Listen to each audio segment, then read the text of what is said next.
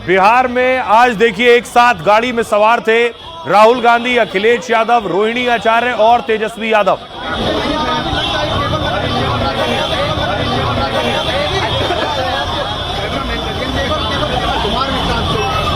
आपको याद होगा, ये तस्वीर देखकर आपको याद आया 2017 में देखिए इसी तरह राहुल गांधी और अखिलेश यादव एक साथ गाड़ी पर सवार थे। यूपी के दो लड़कों ने चुनाव लड़ा। विरोधी कह रहे हैं दो लड़के पहले फ्लॉप हो चुके हैं और यह तस्वीर पहले आई। लेकिन जब पहुंचे अखिलेश यादव तब किससे मिले हैं अगली तस्वीर में आपको दिखाऊं। अखिलेश यादव राहुल गांधी से मिले और वहां मौजूद थे केसी वेणुगोपाल, साथ ही साथ तेजस्वी यादव और रोहिणी आचार्य से मिले।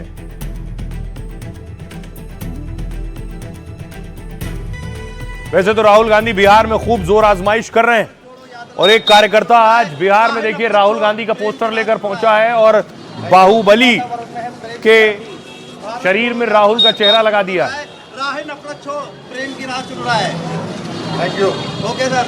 वातावरण में है प्रेम की आंधी। और ये बात को बताऊं, क्या यूपी के दो लड़के और ये नई तिकड़ी क्या बिहार में कमाल करेगी? अब सवाल ये है, देखिए जरा आपको बताऊं, ये देख रहे हैं गाड़ी पर अखिलेश यादव, राहुल और तेजस्वी। राहुल तेजस्वी की यात्रा में अखिलेश की एंट्री हो गई। पटना से होते हुए यात्रा लालू के गढ़ सारण पहुंच गई है। एक जीप पर 3 लड़के सवार थे। राहुल तेजस्वी के बाद अखिलेश इस यात्रा में शामिल हुए। सारण की दोनों लोकसभा सीट अभी बीजेपी के खाते में है। सारण में लालू की बेटी रोहिणी को हार का सामना करना पड़ा था और इस वजह से अखिलेश की यहां एंट्री की गई। अखिलेश के पीडीए को इंडिया गठबंधन दरअसल जोड़ना चाहता है। आरजेडी के एमवाई समीकरण में पीडीए को जोड़ने की तैयारी है। वैसे राहुल अखिलेश की जोड़ी उत्तर प्रदेश में उतर चुकी है। 2017 विधानसभा चुनाव में दोनों ने साथ चुनाव लड़ा, लेकिन पहली कोशिश में करारी मात मिली। इसके बाद 2019, 2022 चुनाव दोनों ने अलग लड़े। 2024 में एक बार फिर राहुल अखिलेश साथ आए और इस बार बीजेपी को 40 से कम सीट पर रोक दिया था।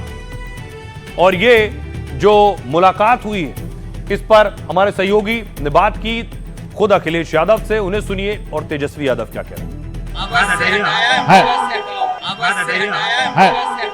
बिहार का जो जन समर्थन है इंडिया गठबंधन के साथ है और इंडिया गठबंधन तेजस्वी जी के साथ है। जो उत्साह, जो जोश, जो बदलाव का माहौल दिखाई दे रहा है, उससे ये मैं कह सकता हूं कि इस बार बदलाव होगा। और जिस तरह से हम आप सब जानते हैं, भारतीय जनता पार्टी इस्तेमाली पार्टी है। पहले इस्तेमाल करती है, फिर बर्बाद करती है।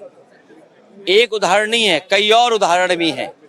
इस बार बिहार की जनता सौहार्द के लिए वोट देने जा रही है। सौहार्द की जीत होगी।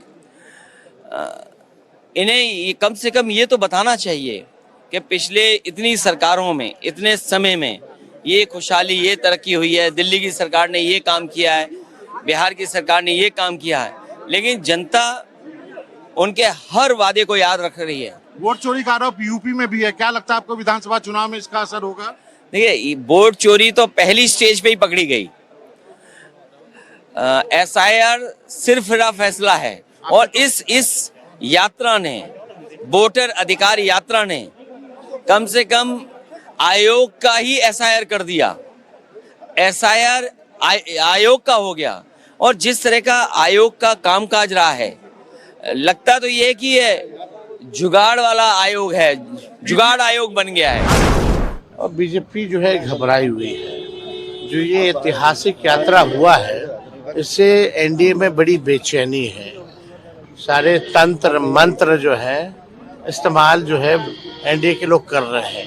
वो क्या क्या कर रहे हैं, एक एक चीजों पे हमारी पैनी नजर है।